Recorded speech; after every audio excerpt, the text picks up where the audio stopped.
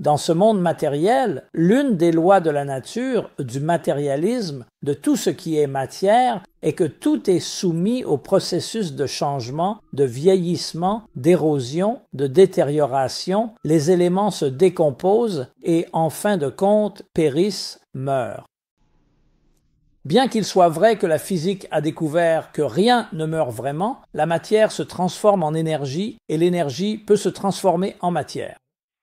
Donc même si vous prenez un morceau de bois et que vous le mettez dans une cheminée et qu'il brûle, alors le bois disparaît, mais il a été converti en énergie, en chaleur.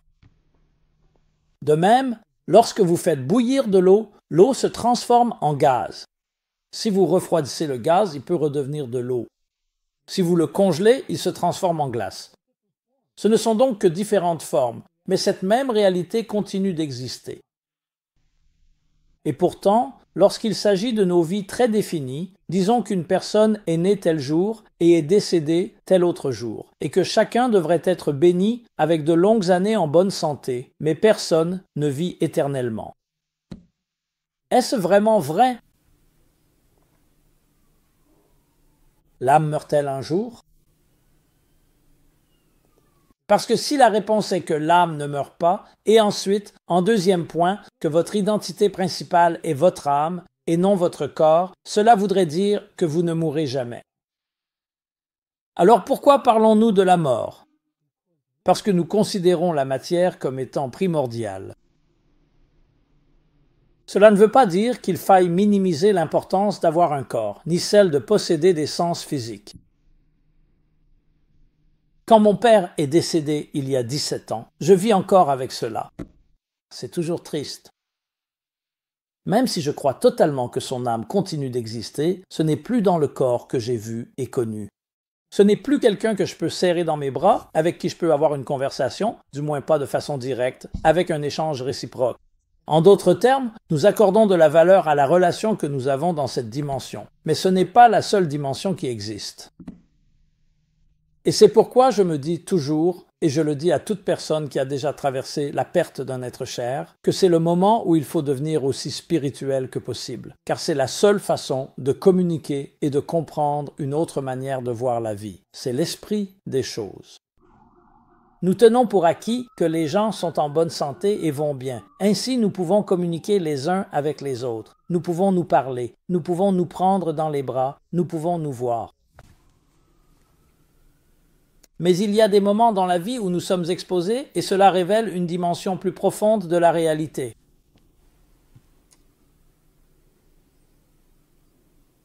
Donc, même si j'ai peut-être partagé cela de nombreuses fois, je crois que c'est tellement poignant que cela vaut la peine d'être partagé à nouveau. Pendant des années, on m'a demandé, naturellement, après la mort d'un être cher, d'un ami, d'un membre de la famille, où va l'âme ? L'âme de mon bien-aimé est-elle dans un bon endroit? Me regarde-t-il? Peut-il me voir? Peut-il ressentir ce que je fais? Et c'est toujours très frustrant parce qu'il est difficile de mettre cela en mots. Comment décrire une autre réalité, un autre état de conscience auquel nous ne nous identifions pas facilement? Est-ce basé sur la foi? Est-ce basé sur la raison et la logique? Ce n'est pas empirique au sens strict du terme. Mais ensuite, je ne sais pas, quelque chose m'est venu et j'ai commencé à y réfléchir avec cette analogie et à la partager.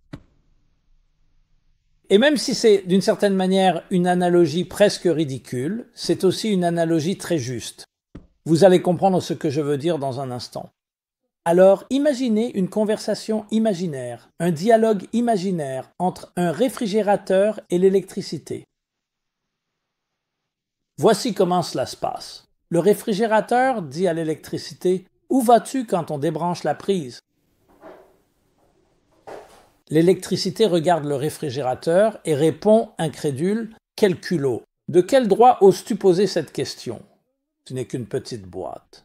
On t'a juste inventé il y a 100 ou 200 ans. On a appris à me générer, à me contenir dans cette boîte pour réfrigérer ou congeler de la nourriture, et maintenant tu as le culot de me demander où je vais. Je suis là bien avant que tu n'existes.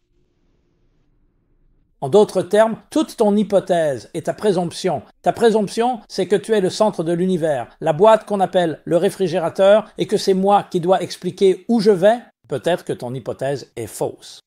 Non seulement elle est fausse, mais elle repose sur ta propre vision étroite et myope qui vient de la perspective de ta boîte. Je retourne là où j'ai toujours été avant même que tu sois inventé, dans un endroit qui dépasse ton temps et ton espace, dans un lieu qui n'est contenu par aucun des paramètres auxquels tu t'identifies. Et c'est exactement l'exemple. Donc, même si d'un côté cela semble être un exemple étrange, tout le monde s'y retrouve, tout le monde y résonne. Parce que tu dis, bien sûr que c'est vrai. Quand on dit, où est-ce que quelque chose va? Cela suppose que je suis là où ça se passe, que je suis au centre de l'univers. Et où vas-tu? Alors remettons en question cette hypothèse. Tu es le produit de ce que tu expérimentes, et ce que tu expérimentes est très limité. C'est basé sur tes sens, ta vue, ton ouïe, ton goût, ton toucher et ton odorat. Même si tu as une vision parfaite, une ouïe parfaite, et que tous tes sens fonctionnent parfaitement, cela reste des outils et des instruments limités qui ne peuvent contenir et expérimenter que ce à quoi ils sont reliés. C'est aussi simple que ça. Donc si quelqu'un te demande « Où est l'amour ?» Tu ne peux pas le sentir, tu ne peux pas le goûter, tu ne peux pas le toucher, tu ne peux pas le voir, tu ne peux pas l'entendre. Là où notre idée est la même. Il te faut d'autres outils. Pour utiliser l'exemple classique que je donne souvent de notre auteur, Sir Arthur Eddington, en expliquant la mécanique quantique où personne n'a jamais vu un atome, encore moins une particule subatomique, et pourtant les scientifiques inventaient toutes sortes de conclusions bizarres et contre-intuitives sur l'indéterminisme, la probabilité et l'incertitude. Des états qui n'étaient pas définis, qui n'étaient pas déterminés, où tu ne connais pas la position et la vitesse d'un atome tant que tu ne l'observes pas ou ne le mesures pas. Et il a donné l'exemple du pêcheur qui étend son filet sur toutes les vastes mers, ramasse toutes sortes de poissons, commence à documenter les espèces, les tailles, les couleurs, etc., et en tire une conclusion basée sur son observation. Il n'y a pas de poisson dans la mer qui mesure moins d'un demi-pouce de long. Un petit problème. Il y a des poissons dans la mer qui sont plus petits qu'un demi-pouce de long, comme sa petite fille l'a fait remarquer. Regarde les poissons rouges dans notre aquarium. Alors, pourquoi est-il arrivé à cette conclusion? Vérifions ton instrument. Je veux dire, si tu regardes le filet, tu vois que les espaces entre les cordes font seulement un demi-pouce. Donc, évidemment, tous les poissons plus petits que ça sont retombés dans la mer.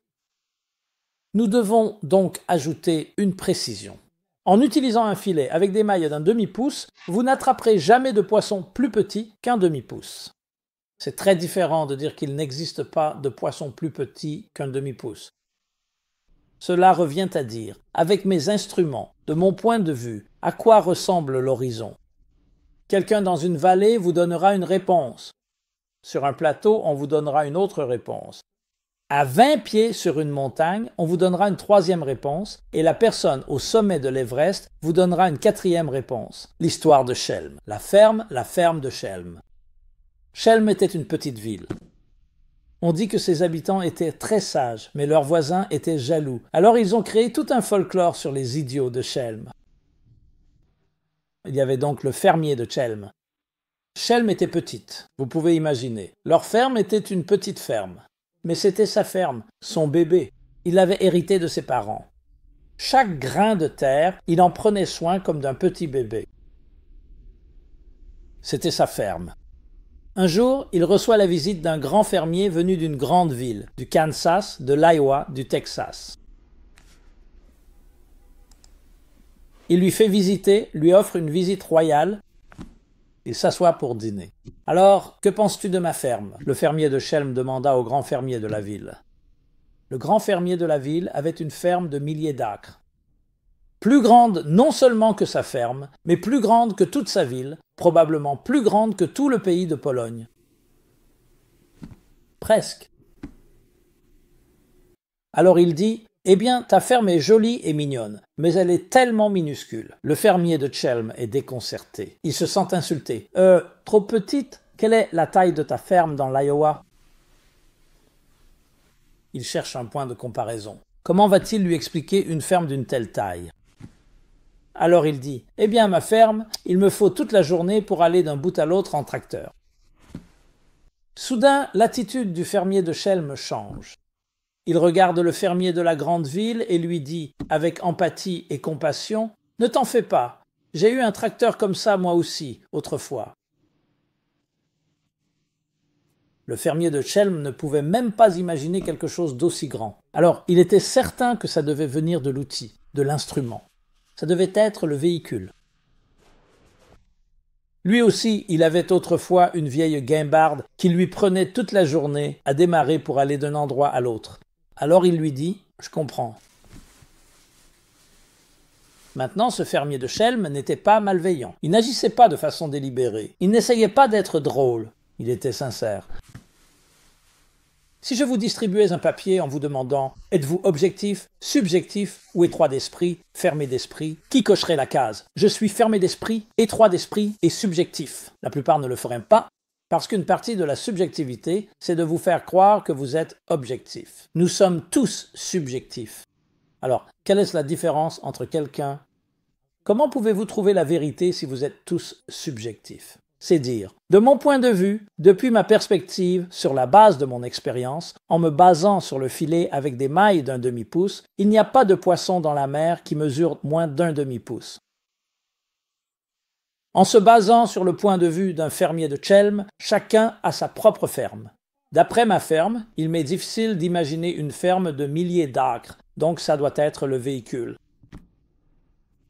Alors souvenez-vous, tout dépend de nos instruments. Reconnaître l'âme en chacun de nous, c'est comprendre qu'il existe un horizon plus vaste, qui n'est pas défini par nos sens. Aussi précieux, importants, stimulants et dominants que soient nos sens dans nos vies, ils n'ont pas le dernier mot. Ils ne sont qu'une pièce du puzzle. Ils vous diront ce qu'ils peuvent percevoir. Votre vision vous dira ce qu'elle voit. Vos oreilles vous diront ce qu'elles entendent. Votre nez vous dira ce qu'il sent. Il en va de même pour le goût et le toucher. Vous voulez d'autres instruments. Vous pouvez utiliser vos instruments mentaux, votre intellect, vos instruments émotionnels, mais eux aussi ont leurs propres paramètres. Ils peuvent avoir des paramètres plus larges.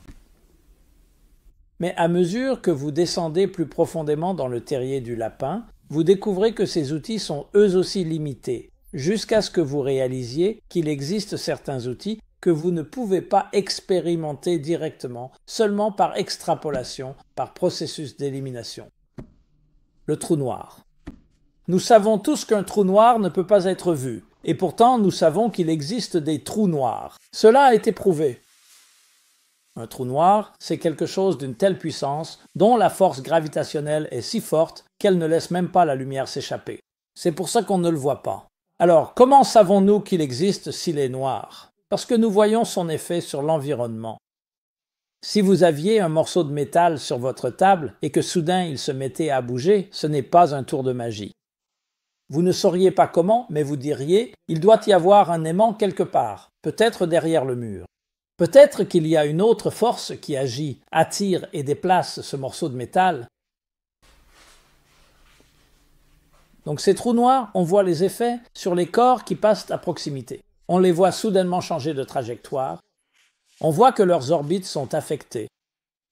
Il existe de nombreuses façons de découvrir des choses que nous ne pouvons pas directement percevoir. Donnez un exemple psychologique.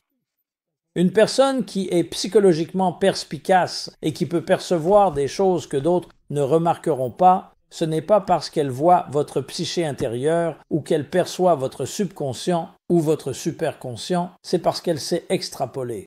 Et laissez-moi donner un exemple. Imaginez un mur imaginaire plongé dans l'obscurité. Vous n'avez aucune idée de la forme de ce mur. Vous ne pouvez pas le toucher. Vous ne pouvez pas l'éclairer. Y a-t-il un moyen pour vous de deviner à quoi ressemble ce mur? La réponse est oui. Prenez une balle en caoutchouc et lancez-la contre le mur.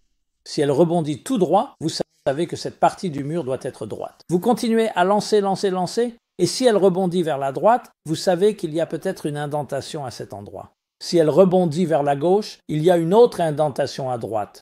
Vous continuez à lancer la balle suffisamment de fois, comme le sonar. Le sonar, c'est comme lancer, tirer des ondes sonores sous l'eau, par exemple, et voir ce qui revient, puis vous pouvez créer une image, comme un sonogramme ou une image sonore basée sur le rebond, le retour, l'effet boomerang.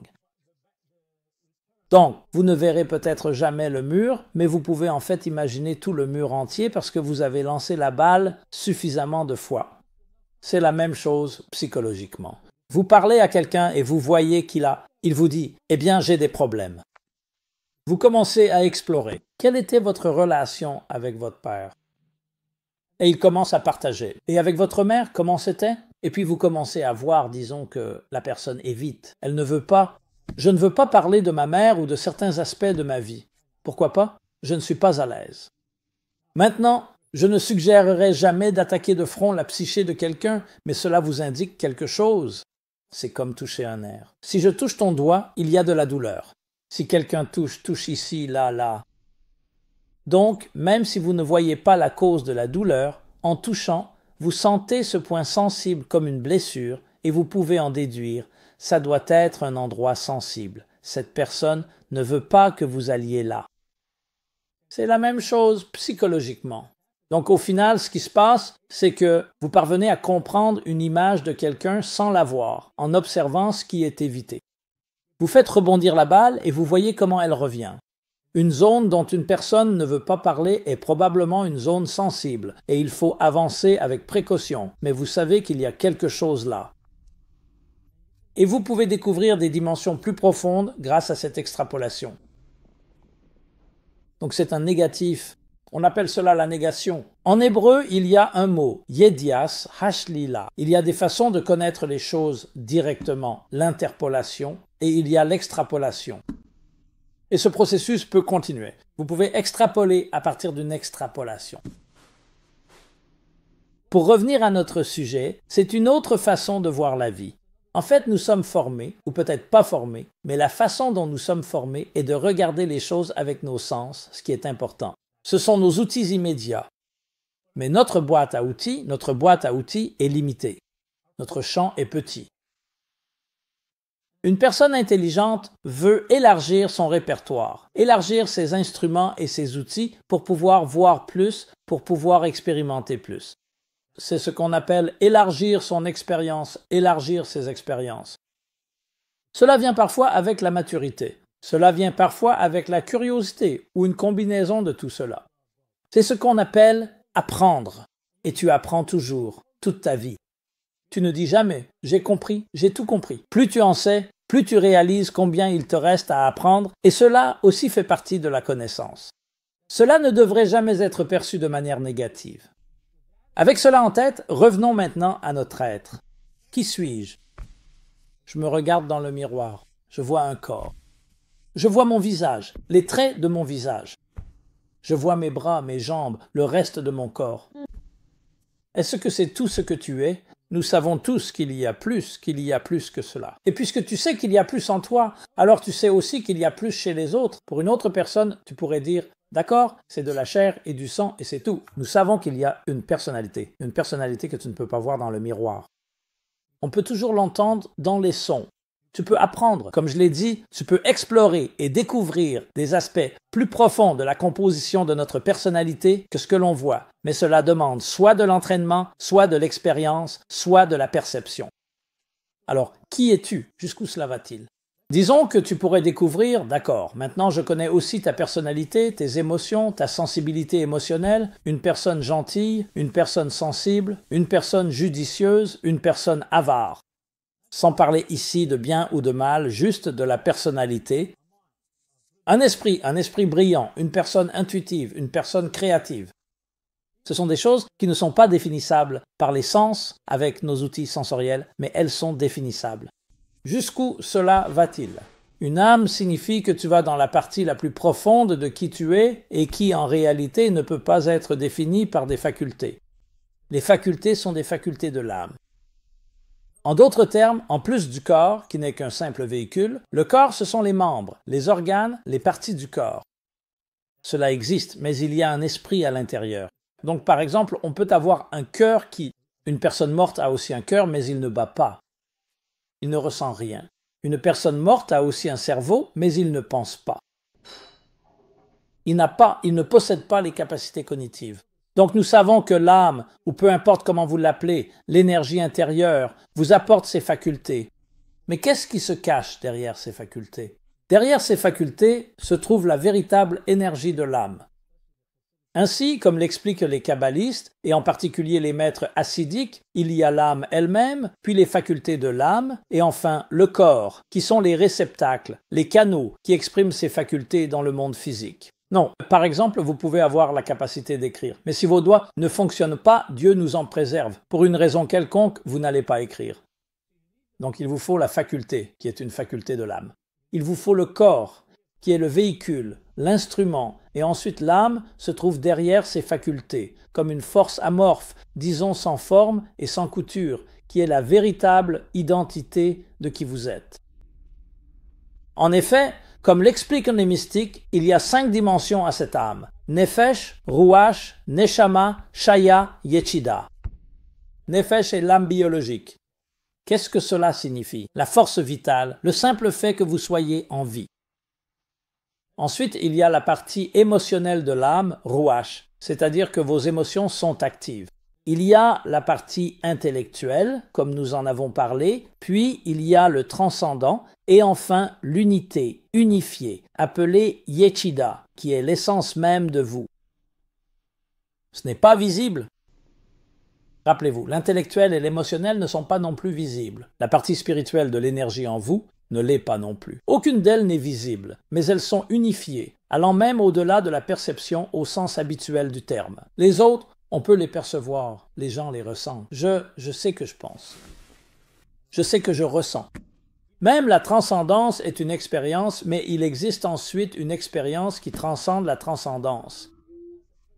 Ce n'est pas ici l'endroit pour entrer dans tous les détails. Ce que je veux dire ici, c'est qu'il y a en vous des dimensions bien plus nombreuses que celles que vous connaissez, et celles-ci ne sont pas soumises aux lois de la nature, car elles ne sont pas physiques. Elles n'ont pas de commencement, donc elles n'ont pas de fin. Début et fin, j'entends cela au sens matériel du terme. Elles ont un commencement dans le sens où elles proviennent de quelque part, mais comme pour l'électricité et le réfrigérateur, elles ne sont pas limitées par les paramètres du réfrigérateur. La boîte ne peut pas contenir l'électricité. Elle peut la canaliser et la garder enfermée, pour ainsi dire, mais ce n'est que pour une courte période, et surtout, cela ne définit pas l'électricité. L'électricité est aussi présente là, mais il y a aussi de l'électricité en dehors du réfrigérateur. C'est la même chose avec l'âme. L'âme est dans le corps et dans les facultés, et elle pénètre dans les parties physiques de notre corps, dans mes bras, mes jambes, mon esprit, mon cœur, toutes mes facultés et mes ressources. Mais il y a bien plus dans l'âme que le fait qu'elle occupe le corps, tout comme il y a plus dans l'électricité que le fait d'occuper le réfrigérateur ou n'importe quel autre appareil. Et lorsque tu commences à connaître cette partie de toi-même, tu te rends compte que non seulement c'est un ajout, mais c'est en fait le vrai toi. Qu'est-ce qui définit le plus la réalité? Ce que nous voyons avec nos yeux ou les particules subatomiques que tu ne vois jamais? L'ADN, les cellules et la matière génétique, ou bien ce qui en est l'expression physique? Donc la réalité se trouve en fait à l'intérieur.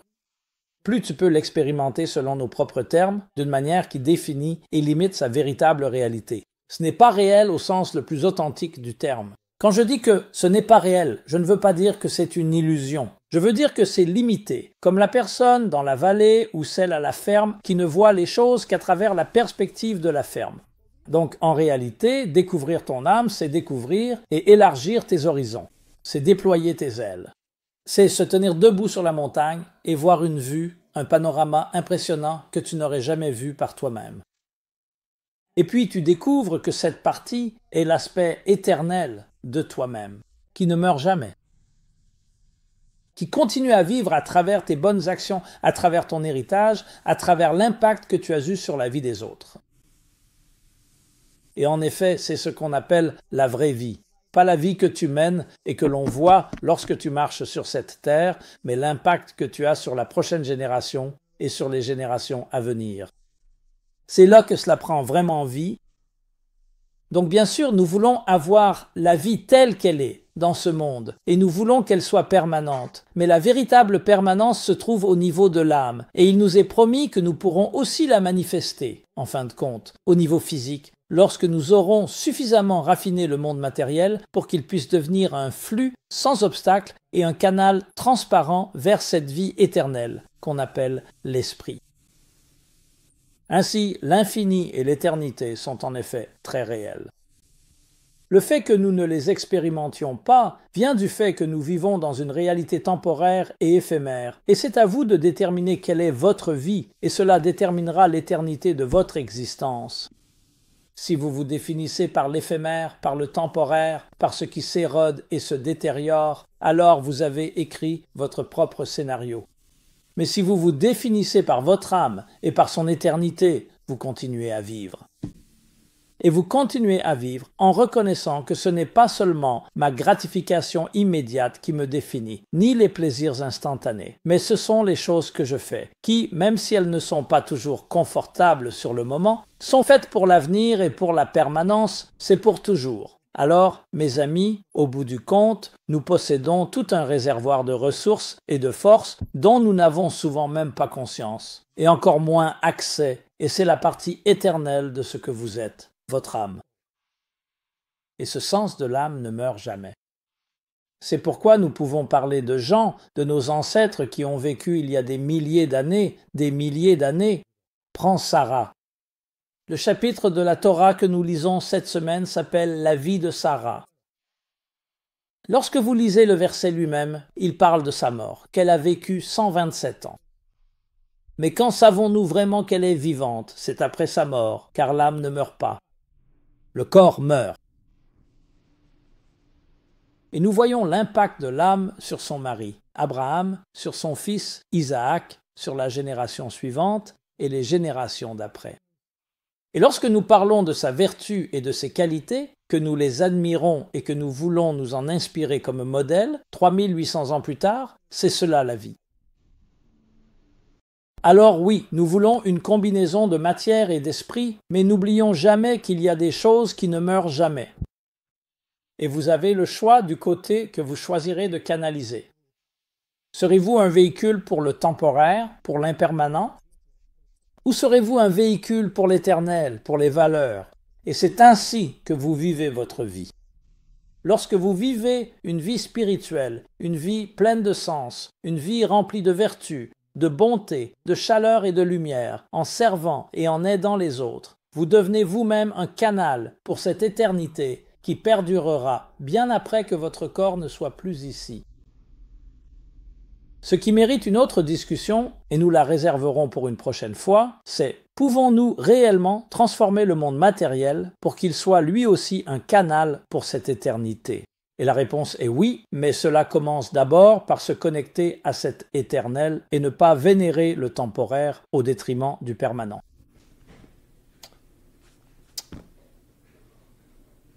Merci beaucoup, ici Simon Jacobson, meaningfullife.com, où vous pouvez retrouver ce programme et bien d'autres, une large sélection. Allez voir, meaningfullife.com. J'aimerais beaucoup avoir vos retours, vos commentaires, vos réflexions. Et s'il vous plaît, partagez autour de vous. Et puissions-nous bâtir l'éternité dans nos vies, des valeurs éternelles en nous-mêmes, des relations éternelles, des liens éternels. Et c'est un honneur pour moi de faire partie de votre vie, et j'espère que c'est aussi un honneur pour vous de faire partie de la mienne. Et puissions-nous tous, non pas ça, que je fasse partie de votre vie, c'est ce que je voulais dire. Et que nous soyons tous ensemble, maillons d'une chaîne éternelle, à continuer de transmettre la lumière, à partager, à faire circuler le bien. Merci infiniment. Soyez bénis et portez-vous bien. Ce programme vous est présenté par le Meaningful Life Center. Aidez-nous, s'il vous plaît, à poursuivre nos programmes. Faites même une petite contribution sur meaningfullife.com/donate.